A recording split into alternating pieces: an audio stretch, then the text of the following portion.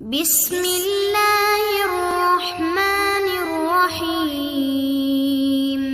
Short پر امام Yaqubi فرماتے ہیں دو دوست تھے، آپس میں محبت تھی، پیار تھا، الفت تھی، لیکن اتنی گہری دوستی کہ ایک سے دوسرے کا راز پوشیدہ نہ تھا۔ ایک دوست کی کیفیت اور پوزیشن یہ تھی کہ وہ اپنے ہاتھ کو آگ کے اندر ڈال دیتا تو آگ اس کے ہاتھ پہ اثر نہیں کرتی، آگ کا کوئی اثر اس کے ہاتھ پہ نہیں ہوتا۔ دوست نے پوچھ لیا، یار یہ بتا، تو آگ کے اندر جلتے ہوئے انگاروں میں ہاتھ ڈال لیتا ہے لیکن آگ تیرے ہاتھ پہ اثر کیوں نہیں کرتی، وجہ کیا ہے؟ دوست نے کہا یار بڑی طویل داستان ہے، پھر کبھی سنائیں گے۔ اس نے کہا نہیں، یہ کیا دوستی ہے کہ دوست بھی بناتا ہے راز بھی چھپاتا ہے۔ دوست تو وہ نہیں ہوتا جس سے راز چھپتے ہیں، دوست تو وہ ہوتا ہے جس کے سامنے کوئی راز ہی نہیں رہتا۔ بتانا بھائی کیا بات ہے؟ تو اس نے بتایا، دیکھ تجھے معلوم ہے کہ میں مالدار ہوں، میں پہلے بھی مالدار تھا، میرا باپ بھی مالدار تھا۔ ہوا یہ کہ میں نے جوانی کی دہلیز پہ قدم رکھا اور میں خوبصورت بھی، اللہ نے مجھے حسن بھی دیا، جوانی بھی، طاقت و قوت سب دی۔ تو پھر ہوا یوں کہ ایک رات ایک شب میں گرمی کے موسم میں اپنی ٹیرس پر، اپنے بالا خانے پر ٹہلنے کے لیے رات کو گیا تھا۔ تو میں نے کیا دیکھا کہ میرے سامنے والے گھر میں، اس کے ٹیرس پر، اس کے بالا خانے پر ایک خوبصورت لڑکی ٹہل رہی ہے۔ اس کا چہرہ چاند میں ایسا چمکتا نظر آیا کہ میں دل دے بیٹھا، اس سے پیار ہو گیا۔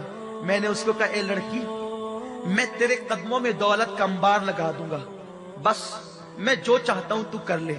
لڑکی نے میری ایک نہ سنی، دن گزرتے گئے، رات گزرتی گئی، زندگی تمام ہوتی گئی۔ حالانکہ یہ ہوا کہ میں نے کوئی دن کسر نہ چھوڑی، کوئی رات کسر نہ چھوڑی، میں ملنے کی کوشش کرتا، دولت کی لالچ دیتا، مال کی لالچ دیتا، ہر چیز کی میں نے لالچ دی، لیکن وہ لڑکی ٹس سے مس نہ ہوئی، اس نے میری ایک نہ سنی، اس لیے کہ وہ بیٹی کی پرورش مصطفیٰ کریم صلی اللہ علیہ وسلم کی تعلیمات کے سائے میں ہوئی تھی۔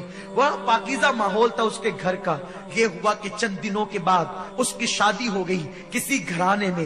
اتفاق سے اس لڑکی کی شادی ایک غریب اور مزدور گھرانے میں ہوئی، اور پھر یہ ہوا کہ اللہ اکبر، وہ ماں بھی بن گئی، بلکہ اس کے تین بچے ہو گئے۔ ایک وقت وہ آیا کہ ہمارے علاقے میں قحط سالی چھا گئی، قحط کا زمانہ آ گیا، اور جب قحط کا زمانہ آیا تو پھر میرے باپ نے مجھ سے کہا، بیٹے اس وقت غریب بیچارے بھوکے مر رہے ہیں، غریب بے چین اور بے قرار ہے، ایک کام کر کہ تو یہ اناج جو ہے وہ غریبوں میں تقسیم کر، کھانے پینے کی چیزیں غریبوں کے حوالے کر، تاکہ ان کو پریشانیوں سے نجات ملے، انہیں تکلیفوں سے نجات ملے۔ کہتا ہے وہ جوان، اے بھائی میں بیٹھا ہوا تھا اور لوگوں کو اناج اور کھانے پینے کی اشیاء تقسیم کر رہا تھا، ایسے میں اس قطار میں نے دیکھا کہ جسے میں چاہتا تھا وہ بھی قطار میں کھڑی تھی۔ میں نے دیکھ کر اس لڑکی کے خط و خال سے پہچان لیا یہ کون ہے، میں نے اس کے کھڑے رہنے کے انداز سے جان لیا یہ کون ہے۔ تو میں نے اپنے نوکروں سے کہا، جلدی جلدی تم دوسروں کو نپٹا لو، میں ابھی آتا ہوں۔ اور میں نے اشارہ کر کے اس لڑکی کو اپنے قریب بلایا، اپنے کمرے خاص میں بلایا۔ بلانے کے بعد کہا، اے لڑکی یہ بتا تو کیوں آئی ہے؟ اس نے کہا، اے نوجوان، میرے تین بچے ہیں، آخر میں ماں ہوں اور میں بھوک کی وجہ سے میرے بچوں کی بھوک دیکھ نہیں سکتی، میرے بچے بھوک سے بلک رہے ہیں۔ تجھے معلوم ہے ہر غریب اور مزدور امیروں کے دروازے پہ بھیک مانگ رہا ہے، میرے بچوں کا تڑپنا مجھ سے دیکھا نہیں گیا، میرے بچوں کا بلکنا مجھ سے دیکھا نہیں گیا، میں تیرے دروازے پر آ گئی ہوں، خدارا میری کچھ مدد کر دے، میرے بچوں کے لیے غذا کا انتظام کر دے، میں تجھے بہت دعا دوں گی۔ اس نوجوان نے کہا، میرے دل میں خیال آیا آج یہ مجبور ہو کر کے آئی ہے، میں اس کی مجبوری کا بھرپور فائدہ اٹھاؤں گا۔ میں نے کہا، اے لڑکی، میں تیرے قدموں میں دولت کا انبار لگا دوں گا، کھانے پینے کی اشیاء کا انبار تیرے قدموں میں لگا دوں گا،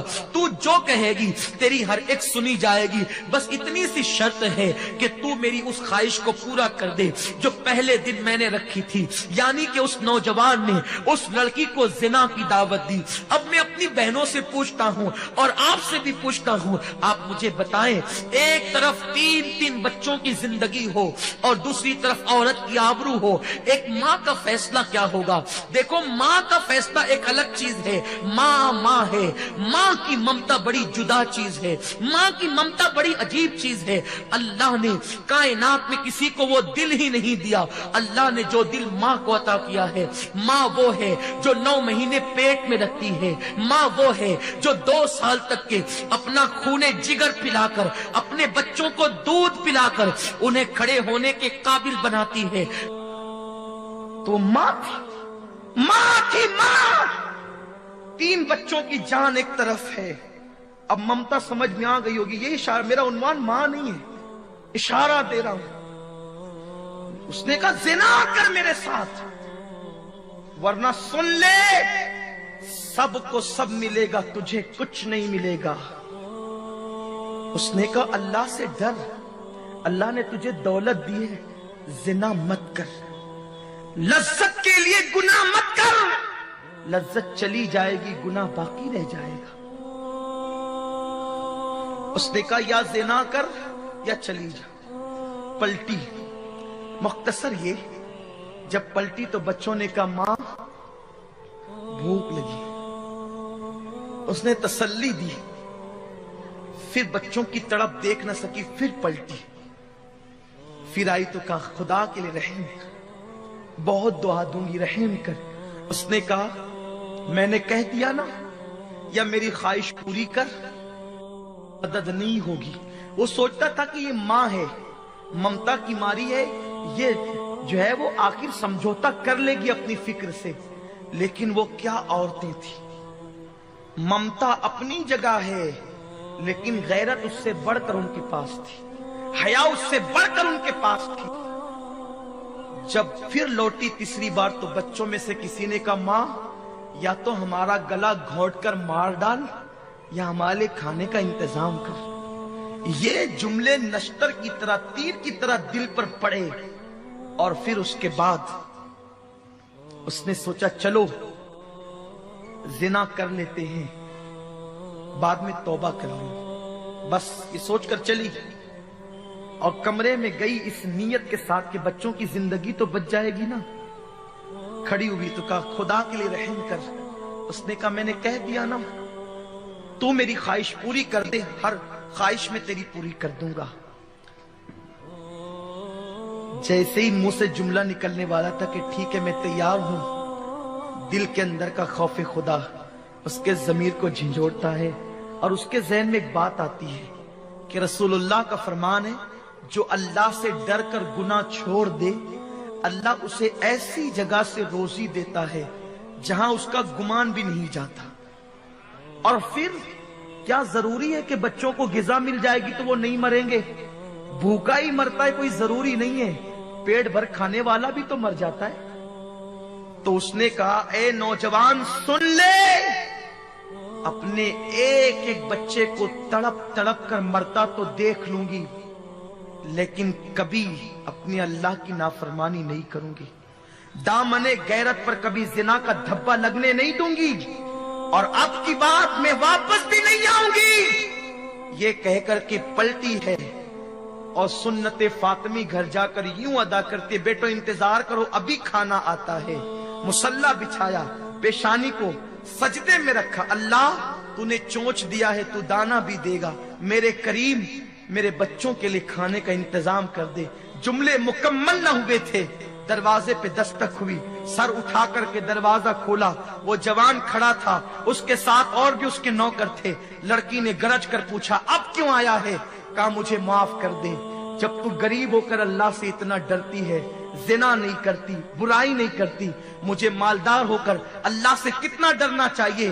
آج کے بعد میرا دل بدل چکا ہے، اب تو کیا، میں کسی عورت کو بری نظر سے نہیں دیکھوں گا، میری بہن لے اور یہ تحفہ قبول کر لے، آج کے بعد میں تجھے بہن کہتا ہوں۔ لڑکی نے کہا رک جا، پھر سجدہ کیا شکر کا اور دعا کی اللہ اگر یہ اپنے قول میں سچا ہے تو اس پر دنیا کی اور جہنم کی دونوں آگ کو حرام کر دے۔ وہ جوان اپنے دوست سے کہتا ہے اللہ سے ڈرنے والی اس لڑکی کی دعا کا اثر ہے کہ میں دنیا کی آگ میں ہاتھ ڈالتا ہوں تو آگ میرے ہاتھ پہ اثر نہیں کرتی، امید ہے کہ جہنم کی آگ بھی مجھ پہ اثر نہیں کرے گی۔ عورت اگر سنور جائے اللہ سے ڈر کر اپنے دامن کو گناہ سے بچا لے، اس کی دعا میں اتنی تاثیر ہے، جس کے لیے دعا کر دے اس پر دنیا اور آخرت کی جہنم آگ حرام ہو جائے، جہنم اور دنیا کی آگ حرام ہو جائے۔ اے میری قوم کی بیٹیوں، تم بہت بڑی ذمہ دار ہو، اٹھو، عزم کرو، سیدہ فاطمہ کی کنیز بنو، ماں عائشہ کی کنیز بنو، کردار ام سلمہ کو زندہ کر دو، کردار زینب کو زندہ کر دو، ام کلثوم کا کردار یاد دلا دو، سکینہ کی یادیں تازہ کر دو، جو تمہیں دیکھے پکار اٹھے۔ جب 14.5 صدیاں بعد کی بیٹیوں کی یہ شان ہے تو نبی کی بیٹی سیدہ فاطمہ کی کیا شان